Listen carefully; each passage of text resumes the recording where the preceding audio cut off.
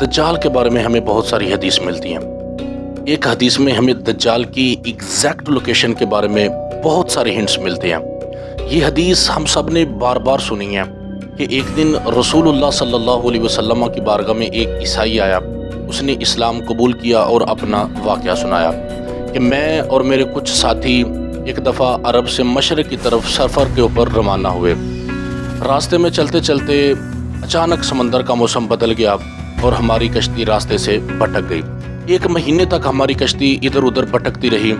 بالآخر ایک مہینے کے بعد ہماری کشتی کو سمندر نے ایک جزیرے کے اوپر لا کھڑا کیا۔ ہم بڑی کشتی کو ٹا کر کے چھوٹی کشتیوں کے ذریعے اس جزیرے کے اندر پہنچے۔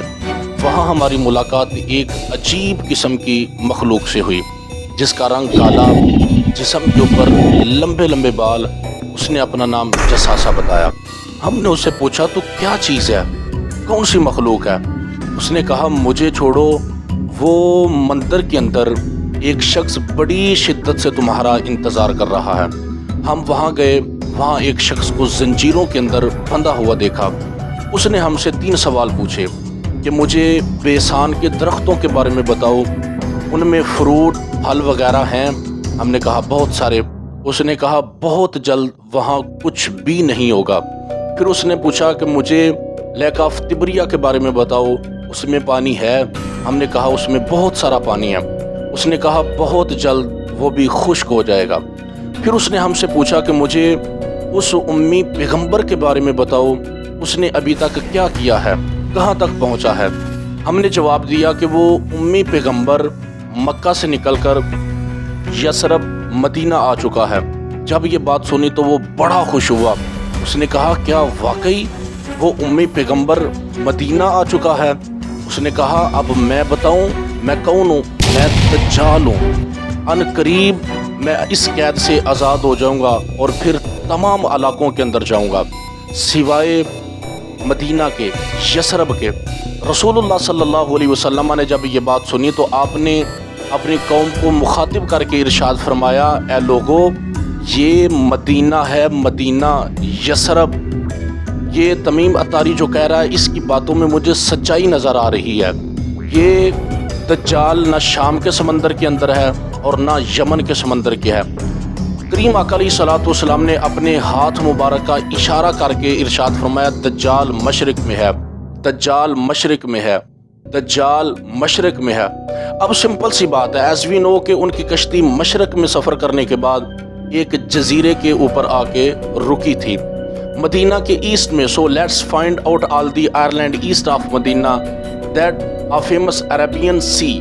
مدینہ کے ایسٹ میں 4 جزیرے تھے، Lakshadweep island India, Socotra island India, وسیرا island in Oman and Astola in Pakistan.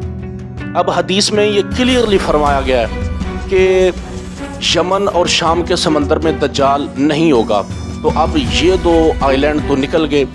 رسول اللہ صلی اللہ علیہ وسلم نے مدینہ شریف کے اندر مشرق کی طرف جو اشارہ کیا تھا اس سے اگر ایک سیدھی لائن کھینچی جائے تو وہ استولا آئی لینڈ کے اوپر سے گزرتی ہے، اور دجال کے اس جزیرے کے اوپر جساسا نے ان لوگوں کو جس ٹیمپل مندر کی طرف بھیجا تھا، اس ٹیمپل اس جزیرے کے اوپر کوئی مندر، کوئی ٹیمپل کے کچھ رومینز تو ہونے چاہیے تھے، لیکن انڈیا کے آئی لینڈ میں تو ایسا کچھ بھی نہیں۔ لیکن پاکستان کے استولا آئی لینڈ کے اوپر پتہ ہے کیا ہے؟ مندر۔ اب لیکن یہ تو 1450 سال پرانی کہانی ہے، یہ مندر تو ابھی 40-50 سال سے بنا ہوگا۔ 2000 سال پرانا مندر، اور وہ بھی کس کا؟ ہندوؤں کی گائیڈس دیوی کا، کالی ماتا کا، جو دیکھنے میں بہت خوفناک اور خطرناک، رنگ کالا، جسم کے اوپر لمبے لمبے بال۔ کچھ یاد آیا؟ وہ جساسا۔ ان صحابیوں نے رسول اللہ صلی اللہ علیہ وسلم کی بارگاہ میں جس عجیب سی مخلوق کا ذکر کیا تھا، وہ عجیب سی مخلوق اور ہندوؤں کا یہ بھگوان آپس میں کافی سارے ملتے جلتے ہیں۔ آج اگر استولا آئی لینڈ کے اوپر جائیں تو آپ کو دجال نہیں ملے گا، لیکن یہ بھی ہمیں علم نہیں کہ وہ آزاد ہوا ہے یا نہیں ہوا، لیکن آپ اس جساسہ کو غور سے دیکھیں۔ 19 یا 17 امریکن میوزک انڈسٹری کے بینڈ میں سے سب سے بڑا بینڈ رولنگ سٹون ہے۔ رولنگ سٹون نے اس ہندوؤں کی گائیڈس دیوی سے انسپائر ہو کر ایک لوگوز بنایا تھا۔